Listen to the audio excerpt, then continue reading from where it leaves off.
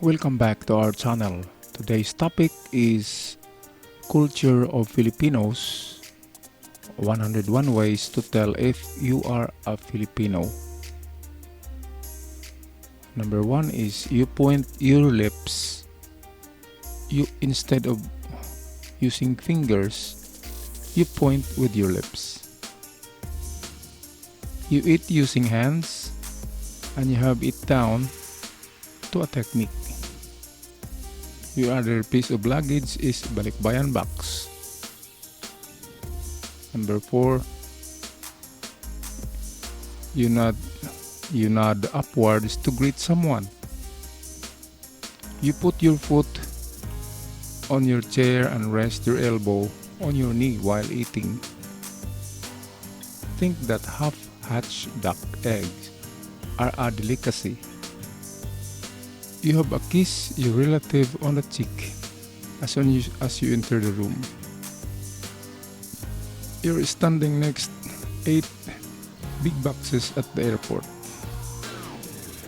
You collect items from hotels or restaurants for souvenirs. You smile for no reason.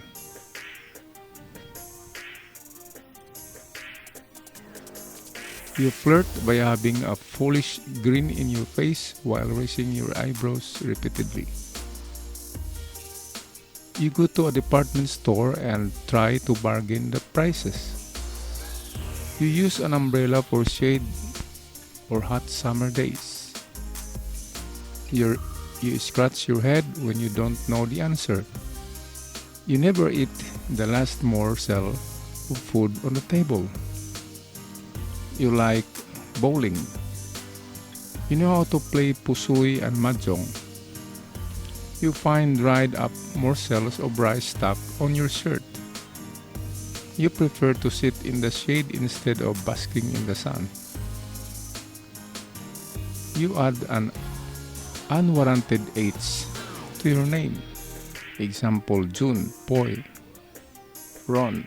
You put hands together in front of you as if to make it a path and say excuse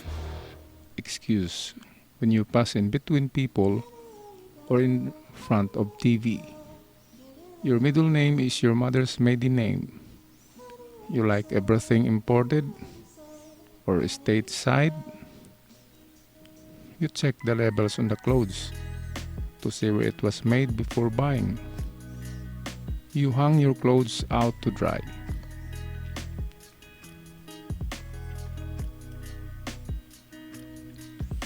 You are perfectly comfortable in squatting position with your elbows resting on your knees. You consistently arrive 30 minutes late for all events. You always offer food to all your visitors. You say comfort room instead of bathroom. You say for takeout instead of to go. You say open or close the light. You ask for a pentel pen or ball pen instead of just pen.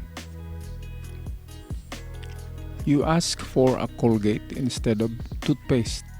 You refer to the refrigerator as the ref or Frigidaire. You say kudakan instead of take a picture. You order a McDonald's instead of hamburger. You pronounce hamburger. You say ha instead of what. You say hoy to get someone attention. You answer when someone yells hoy. You turn around when someone says psst. You say cutex instead of nail polish. You say he when you mean she, and vice versa. You say aray instead of ouch. Your sneeze sounds like a ching instead of a chu. You prefer to make acronyms of phrases such as OA for overacting or TNT for tago na tago. You say aircon instead of AC or air conditioner. You say brown out instead of blackout. You use a walis ting ting or walis tambu. as opposed to conventional broom. You use a weapons of Moroland shield hanging in the living room.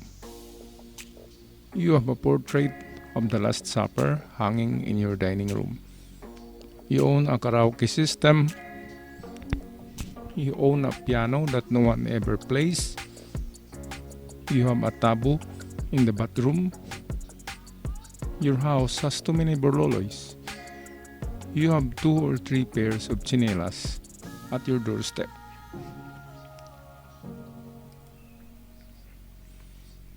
Your house has an ornate wrought iron gate in front of it. You have a rose garden. You have a shrine of Santo Niño in your living room. You have a barrel man. And you pull the barrel, you see something. You cover the living room furniture with bed sheets. Your lampshades still have the plastic cover on them. You have plastic runners to cover the carpets in your house. You refer to your VCR as Betamax. You have a rice dispenser. You own a turbo boiler. You own one of those fiber optic flower lamps. You own a lamp with an oil that drips down the strings. You have a giant wooden fork and wooden spoon hanging in your dining room. You have a giant wooden tinikling dancer on the wall. You have coffee shell chandeliers, lamps, or placemats. You have Mercedes-Benz and you call it cheating. You own a huge van conversion. Your car chirps like a bird or plays a tune when it is reversed. Your car horn can make 2 or 3 different sounds. Your car has curb fillers or carb detectors. Your car has too many borloloys like a jeepney. You hang a rosary on your car's rear view mirror. You have an air freshener in your car. You have aunts, uncle, named baby, girly, or boy. You were raised to believe that every Filipino is aunt, uncle, or cousin. Your dad was in the Navy.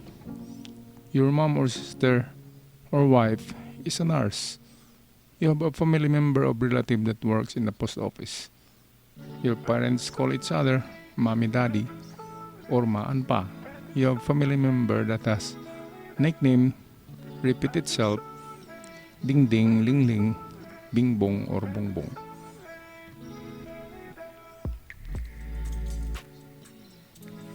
You put hot dogs on your spaghetti. You consider dilis a Filipino equivalent of French fries. You think that eating chocolate, rice pudding, and dried fish is a great morning meal. You order a thing like tapsilog, longsilog, or at the restaurants. You instinctively grab a toothpick after each meal. You order a soft drink instead of soda. You dip bread in your morning coffee. You refer to seasoning and all other forms of monosodium as Ajinomoto. Your cupboards are full of spam, Vienna sausage, Lego, corned beef, which you refer as carne norte.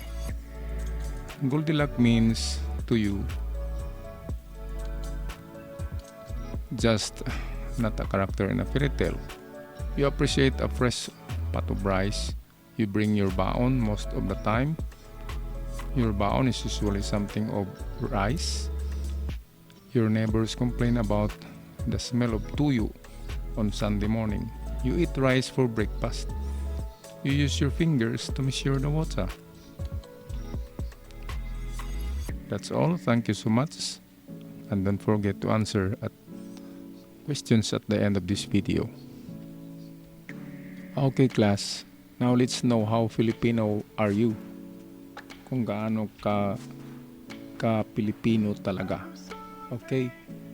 So, let's start with number 3 questions. What continent does Philippines belong? Okay, so just check the circle or shade the circle of your chosen answer. How often do you eat rice? What does kumusta ka na means? Do you smile for no reason? Do you consistently arrive 30 minutes late for all events? You know that chocolate mint is not really chocolate. Your mom or close relative is a nurse. You have aunt and uncles named baby, girly, or boy. Goldilocks isn't just cartoon character for you.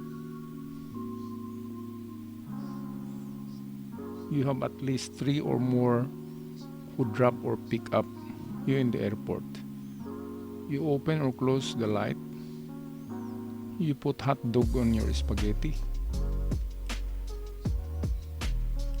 You appreciate a fresh pot of hot rice. You eat using your hands. Was this quiz fun? Okay, guys. So just answer all of this and submit it to our Google Classroom, your answer sheets. Okay? So I'll see you on our next topic.